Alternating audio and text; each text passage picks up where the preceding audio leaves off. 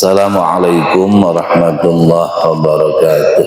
Wabihi nasta'in ala umuri dunya waddin. Wassalatu wassalamu ala asyrafil anbiya wal mursalin sayyidina wa habibina wa syafi'ina wa maulana Muhammadin wa ala alihi wa ashabihi ajma'in. Amma ba'du. Al-Mukarramun, para alim, para ulama, para asatidz, para hujjaj, tokoh masyarakat, para sepuh, ini sepuh yang kita semua semoga senantiasa dimuliakan oleh Allah Subhanahu wa Ta'ala. Beristimewa Ketua DKM Masjid Al-Muttaqin, ini sahabat saya, udah lama nggak ketemu, makanya waktu diminta Ustaz Ismat untuk isi, pertanyaan saya satu. Ada keindahan kulubnya enggak? Ada, siap. Teman saya kuliah S2 ketika di UIJ. Alhamdulillah bisa silaturahim di tempat ini. Mudah-mudahan ada kemanfaatan, ada keberkahan bersama. Ketua MWC NU Koja yang baru dilantik kemarin, kebetulan sama-sama dilantik. Saya di Tanjung Priuk, beliau di Koja, ngumpul. Alhamdulillah. Mudah-mudahan dengan di gerbang Nahdlatul Ulama kita semua bisa dekat ulama, bisa meneladani ulama yang merupakan warathatul anbiya. Para asatidz pengurus Masjid Al-Muttaqin, alhamdulillah hari ini saya bisa hadir, bisa bersilaturahim di masjid yang mulia ini. Semoga semalam hadirin apa yang telah saya kaji, yang pernah ngaji, bahwa ketika ngaji kita Kifatul Adhiyah, ada satu nazam yang menarik buat saya bahwa dikatakan man rama an yasluka tariqal awliya falyahfadhun hadhihi wasaya amil.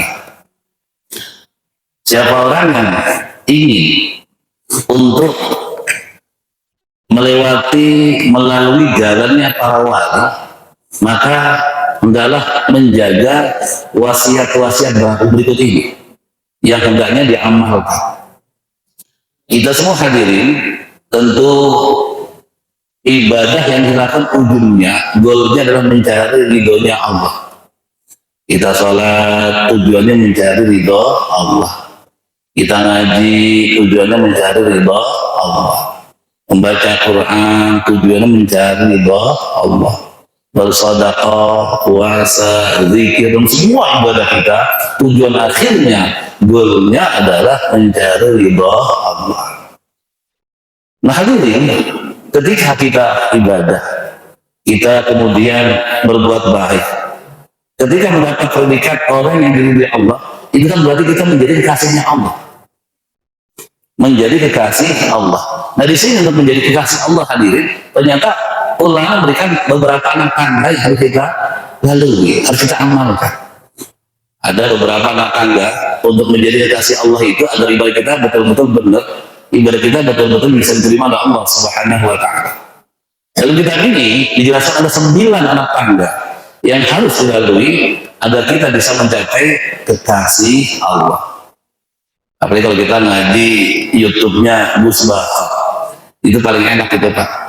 Gampang banget jadi kekasih Allah. Makan, minum, bersyukur, ya, itu menjadi kekasih Allah. Kita belajar ngaji, jadi kekasih Allah. Artinya amal apapun ibadah yang kita lakukan, kalau kita semata-mata mencari ridha Allah, kita bisa menjadi kekasih Allah, menjadi wali Allah. Nah, dari 9 tangga itu dijelaskan di sini. Yang pertama apa tandanya? Adalah taubah. Taubat hadirin. Jadi kalau kita ingin menjadi kekasih Allah, langkah pertama, amal tangga pertama yang harus dilakukan adalah bertaubat. Taubat itu apa sih? Ya, taubat itu kan artinya kembali kepada Allah. Asalnya keluar dari rel, kembali. Asalnya salah, kebetulannya taubat. Dan gini, kalau dalam dunia tasawuf kita mengenal yang namanya tahalli, dan tajalli. Tahalli itu artinya mengosongkan diri kita, hati kita dari hal-hal yang tercela, dari sifat-sifat yang tidak baik, kosong. baru kemudian tahalli, mengisi, menghiasi tahalli. Karena hadirin, kalau kita tidak mengosongkan diri kita dari hal-hal tercela, dari hal yang tidak baik, maka kita nggak mungkin bisa menghiasi, mengisi. Pasti akan terkontaminasi. Contoh misalnya gelas, ini ketika diisi teh, ya kan, jadi teh, karena asalnya gelasnya bersih. Tapi andai misalnya gelas itu bekas racun, kemudian dibuang tapi nggak dibersihkan, masih ada racun sisanya, diisi teh, jadi teh beracun. Jadi apapun hadirin, pertama langkahnya tahliyah dulu, mengosongkan diri dari hal-hal yang tidak baik, dari hal-hal yang tercela, dari perbuatan dosa dan maksiat. Nah itu dalam bahasa kita adalah taubat. Ayo kosongkan hati kita, kosongkan. Ya, yang biasa berbuat dosa, tinggalkan dosanya, bersihin, kosongkan hati kita dari dosa. Yang punya hati kotor, bersihin, jangan kotor. Kenapa? Karena kalau masih kotor hadir, nggak bisa, ada kotornya. Orang kalau hatinya kotor, dapat ilmunya jadi kotor. Ilmunya digunakan buat hal-hal yang tidak baik. Akan mencari cara untuk membela diri dengan ilmunya bahwa kesalahan itu benar. Kenapa? Karena wadahnya kotor.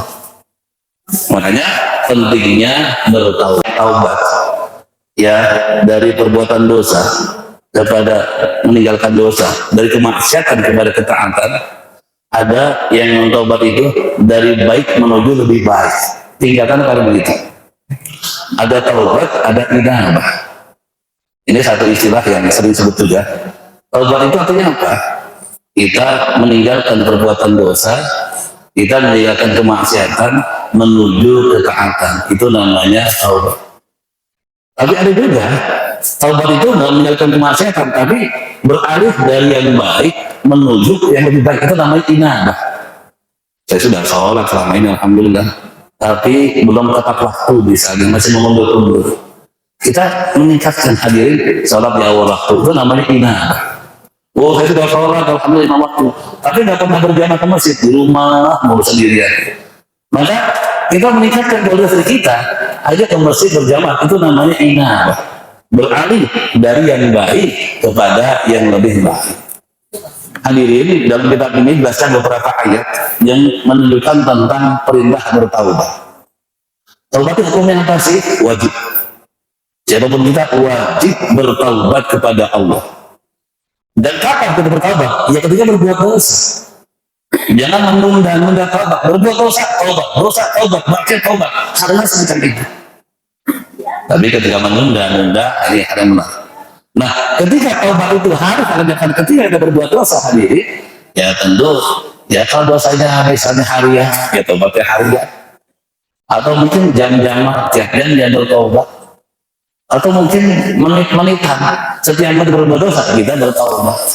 Atau bahkan mungkin detik, buka HP, maksiat. Buka HP, kan ada itu.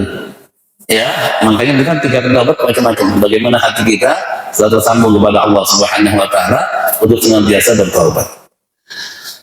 Wa'lam annahu jaa fi taubah ayatun katsirah. Ketahuilah bahwa telah datang tentang taubat ini ayat yang banyak, wa hadis sahih dan hadis yang masyhur. Di Quran dan hadis hadir banyak sekali ayat yang menjelaskan tentang taubat. Yang pertama misalnya Allah menyatakan wa tubu ila Allahi jami'an ayyuhal mu'minun la'allakum tuflihun.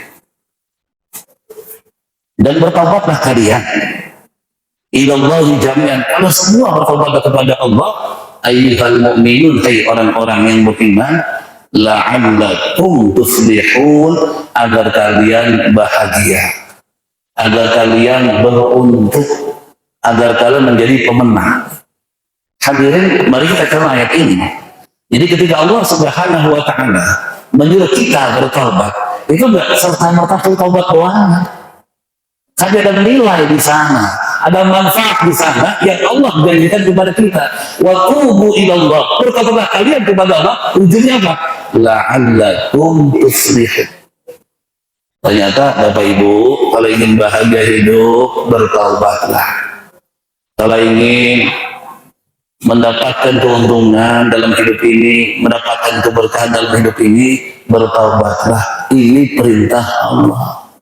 Karena tadi ketika kita nggak bertobat hadir masih kotor, hati kita kotor, diri kita kotor, dan kotor ini bisa apapun menjadi kotor.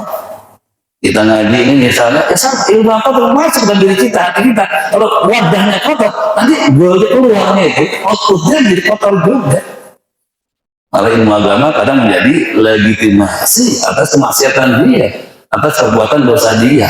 Kalau kita ya hatinya belum bersih, maka tasalli itu sangat identik dengan yang namanya taubat. Ayat bersihin hati kita, ya kosongkan hati kita dari hal-hal yang jelek, yang maksiat, yang tercela, agar apapun yang masuk dalam diri kita, ilmu apapun, zikir apapun, ayat apapun, menjadi sesuatu yang bermanfaat menjadi dulu buat kita bersama. Itu yang pertama ayatnya. Yang kedua Allah menyatakan innallaha yuhibbut tawwabina wa yuhibbul mutatahhirin. Sesungguhnya Allah mencintai orang-orang yang bertaubat dan mencintai orang-orang yang mensucikan diri. Hadirin, Allah menyatakan kalau kita ingin dicintai Allah, adalah orang yang tawwabin, selalu bertaubat, salah taubat, dosa taubat, maksiat taubat, jangan menunda-nunda taubat. Nah orang yang tawwabin ini Allah nyatakan innallaha yuhibbut tawwabin, Allah sesungguhnya mencintai orang-orang yang senang bertaubat, ya, yang sungguh-sungguh kembali kepadanya. Luar biasa berhadirin. Ternyata untuk mendapatkan cinta Allah itu banyak cara. Ya, akhirnya menjelaskan bahwa taubat salah satu cara, salah satu sarana untuk mendapatkan cintanya Allah Subhanahu wa Ta'ala. Maka jangan malas bertaubat. Ya, jangan malas bertaubat. Jangan menunda-nunda taubat. Kalau ada orang bikin salah, kamu berbuat salah, minta maaf, ntar aja sekalian lebaran. Kadang begitu. Udah pede amat akan panjang umur sampai Idul Fitri umurnya. Ya. Kemudian dalam beberapa hadis Rasulullah SAW menyatakan, tubu ilallah fa inni atubu ilaihi kulla yawmin mi'ata marrah. Nabi mengatakan, bertobatlah kalian kepada Allah. Sesungguhnya aku bertobat kepadanya setiap hari itu mi'ata marrah, 100 kali. Bapak Ibu, Nabi memberi contoh. Nabi memberi teladan kepada kita. Beliau manusia yang maksum, manusia yang terjaga dari berbuat dosa. Nabi itu hadirin, ya memang maksum. Jadi mau salah itu diingetin sama Allah. Ya Allah, ini ada dosa kata Nabi itu. Manusia suci. Wah, jangan sembarangan ya dengan namanya Nabi. Ini manusia suci. Lo Nabi yang begini saja, yang nggak pernah berbuat dosa saja, bertaubat kepada Allah setiap hari 100 kali. Ya, astagfirullahaladzim, astagfirullah, 100 kali. Lu manusia yang bersih dari dosa, manusia yang suci dari dosa, 100 kali taubatnya. Lah kita hadirin, ya Allah, ya, taubatnya jarang-jarang, awas. Ini teladannya Rasulullah. Kemudian Nabi SAW mengatakan, "Mafutiha ba'du taubah la yughlaqu hatta tadlu'a asy-syamsu min maghribiha." Kata Nabi, pintu taubat itu selalu dibuka. La yughlaq, tidak ditutup, hatta tadlu'a asy-syamsu min maghribiha, sampai matahari terbit dari tempat terbenamnya. Selama matahari terbit dari timur hadirin, pintu taubat masih dibuka. Tapi kalau matahari terbit dari barat, dari maghrib, maka pintu taubat sudah tertutup. Maka ibu-ibu kalau bangun pagi, lihat matahari terbit dari mana? Oh, dari timur, masih ada kesempatan bertaubat. Bapak bangun, lihat kalau pagi hari, terbit dari mana tuh matahari? Oh, masih dari timur. Alhamdulillah, pintu taubat masih terbuka. Namun bila ternyata terbitnya dari barat, ya sudah, pintu taubat tertutup, tidak lagi bisa diterima taubat manusia kepada Allah Subhanahu wa Ta'ala. Dalam hadis lain Nabi mengatakan, "Man taba qabla an-nudhir qabilahullah." Siapa orang bertobat sebelum didhir, maka taubatnya diterima. Gharghara yugharghir. Ini bahasa Arab ya, apa? Gitu. Ya. Ini kisahnya siapa? Fir'aun ya. Jadi ketika Fir'aun itu hadirin, Fir'aun itu kan matinya tenggelam di laut. Ya, mati tenggelamkan Allah di lautan. Ketika dia dengan bala tentaranya gitu kan, mengejar Nabi Musa dan pengikutnya, wah, sampai ke pinggir laut. Nabi Musa udah bingung gimana dengan jalan lagi. Ya, Allah perintahkan pukul kalau dengan tongkat dipukul, jelas terbelah laut menjadi dua. Wah gitu kan. Udah Nabi Musa dengan pintu sama udah lewat dipukul lagi lautan, terus kembali menyatu. Fir'aun dan bala tentaranya tenggelam di laut itu. Hadirin, ketika tenggelam itu Fir'aun taubat. Dia bertaubat, tapi sudah dari sini ya nyawanya, udah mau udah nyusul kiri, ya. Nah itu udah diterima taubatnya selama belum bergorgir, selama itu taubat kita masih diterima. Hanya Bapak Ibu, selama masih dikasih hak oleh Allah, dikasih hidup normal oleh Allah, ayo banyak-banyak bertaubat, bersihkan diri kita, bersihkan hati kita dari segala dosa yang kita lakukan. Apalagi zaman sekarang, Pak, ya Allah, yang mengambil dosa gampang benar, ya, gampang benar. Melek mata dosa. Telinga kita dengar dosa. Tangan kita bikin dosa. Kaki kita melangkah dosa. Ya, begitu mudahnya. Ya, begitu mudahnya kita berbuat dosa. Baik taubat itu menjadi satu hal yang wajib kita kerjakan. Tidak hanya harian, mungkin zaman hadir. Tidak zaman, mungkin detik. Setiap menit, detik kita bertobat kepada Allah. Kenapa? Dosa yang kita lakukan begitu banyaknya. Jadi banyak dosa, maksiat kita lakukan, kotor diri kita, kotor hati kita. Nah, kotor ini akan mengganggu cahaya Allah Subhanahu wa Ta'ala. Makanya Nabi menjelaskan, sebelum matahari terbit dari barat dan sebelum tenggorokan kamu nyawa di tenggorokan, taubat masih diterima oleh Allah Subhanahu wa Ta'ala.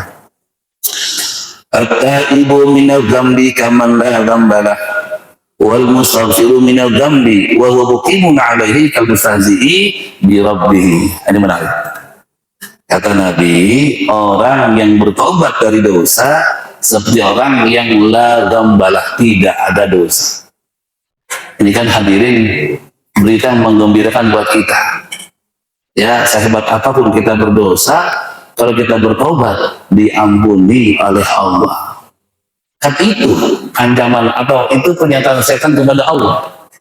Ya Rabb bi'izzatik, wahai Tuhan dengan keagungan, selama manusia masih ada ruhnya, maka aku akan terus menggoda dia untuk berbuat dosa kepadamu. Itu setan. Iblis kalau begitu kepada Allah, selama manusia ruhnya masih ada di jasadnya, akan berusaha menyengsarakan dan menyesatkan untuk berbuat dosa. Tapi Allah menjawab, bi'izzati wa jalali, dengan keagunganku dan kemuliaanku, kata Allah, selama dia beristighfar kepadaku, aku akan mengampuni dosa hamba. Jadi ketika syaitan membuat satu statement yang mengerikan, Allah balas dengan hal lebih asik lagi. Silakan, tapi selama dia bertaubat kepadaku, aku pasti terima taubatnya. Maka kata Nabi, at-taibu minadz dzambi kaman la dzambalah, orang bertaubat dan berbuat dosa seperti orang yang tidak berbuat dosa. Ayat yang menarik hadirin, wal mustaghfirina minadz dzambi, orang yang istighfar, minta ampun dari dosanya, wa huwa muqimun 'alaihi, tapi tetap mukim, tetap bikin dosa, kal mustahzi bi rabbih, seperti orang yang menghina Tuhannya. Taubat umat ledek loh. Astagfirullahaladzim, ya Allah, astagfirullah. Malam nangis, malam taubat, pagi bikin lagi. Kata Nabi, kal mustahzi, seperti orang yang mencela, menghina Tuhannya. Jadi penting kita merasa Pak ya Bapak Ibu, kita sama-sama belajar untuk menumbuhkan rasa kepada Allah. Jadi orang bertaubat, dia istighfar minta ampun kepada Allah, kan pasti diampuni oleh Allah. Kok berbuat dosa lagi? Itu seperti orang yang meledek Allah, orang yang menghina Allah. Loh, maaf ya, maaf, ulang lagi. Ya kayak kita lah, manusia kan begitu kan. Maafin Pak ya, maafin Bu. Besok ulang lagi.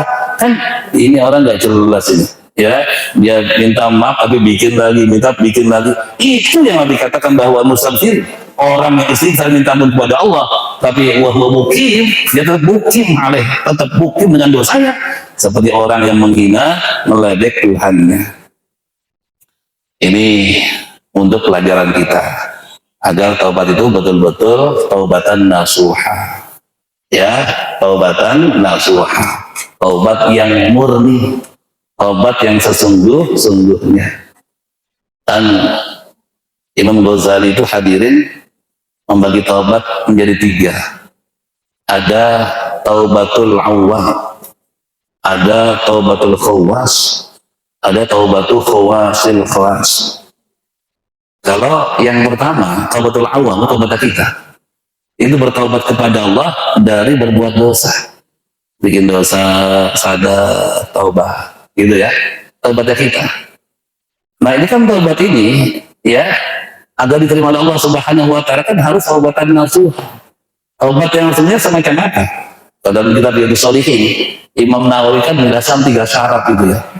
3 syarat. Yang pertama apa? Ya, dia melepaskan perbuatan dosanya, meninggalkan dosanya. Syarat pertama, dosanya apa nih? Dari mata. Ya sudah, mata berhenti berbuat dosa. Dosa dari mana? Tangan. Berhenti tangannya berbuat dosa. Dosa dari mana? Lisan. Berhenti lisannya berbuat dosa. Itu syarat pertama. Yang kedua apa? An-nadam. Ada penyesalan. Harus menyesali. Nyesal, ya Allah, astagfirullah, minata, astagfirullah. Kalau lihat maksiat itu betah amat ya. Ini mata kalau maksiat itu seneng amat, ya Allah. Nyesal. Ya Allah, ini mulut, kalau enggak, kok seneng amat, astagfirullah. Ya, ada penyesalan. Itu yang kedua.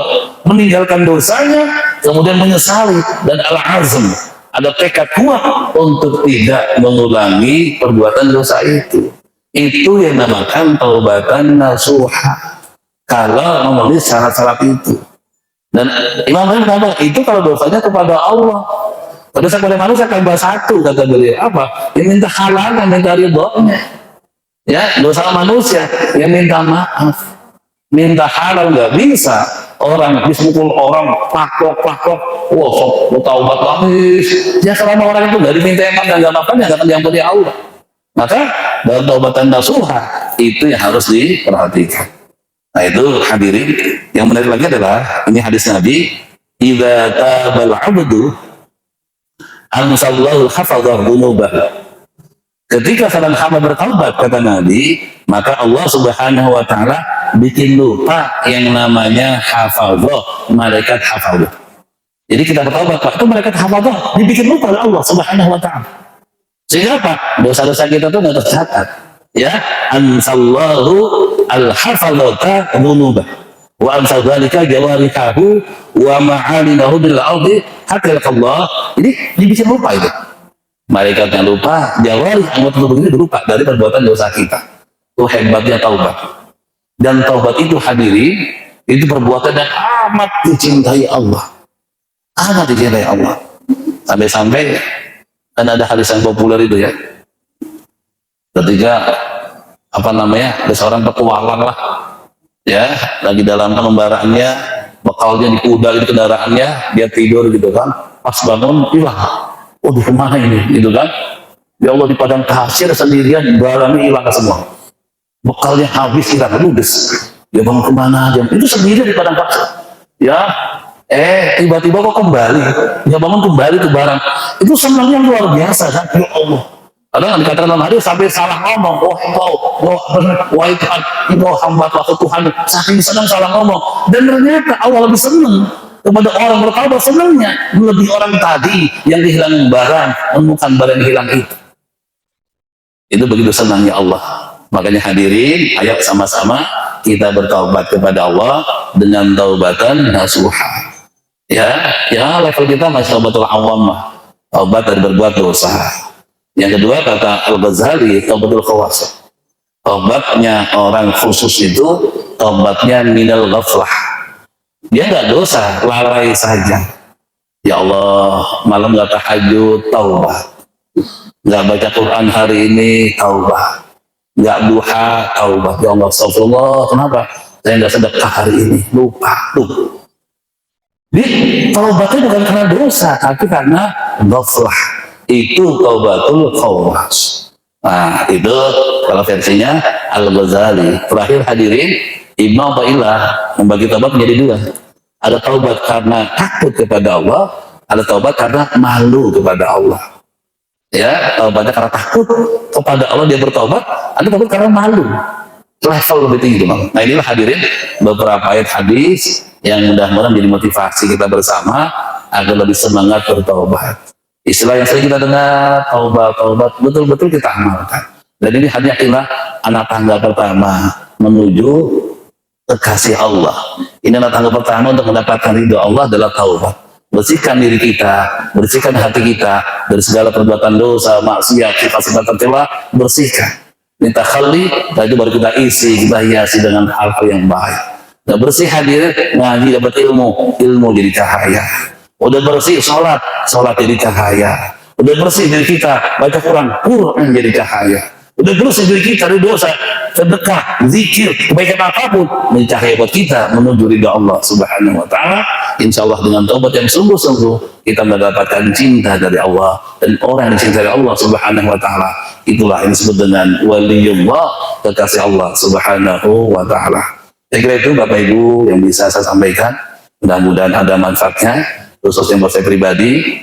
Ya, kita sama-sama belajar menjadi ahlu taubah, orang yang gemar bertaubat. Ya, mudah-mudahan apa yang saya sampaikan bermanfaat bagi kita bersama. Kurang lebihnya mohon maaf. Subhana rabbika rabbil izzati amma yasifun, wa salamun alal mursalin, walhamdulillahi rabbil alamin. Assalamualaikum warahmatullahi wabarakatuh.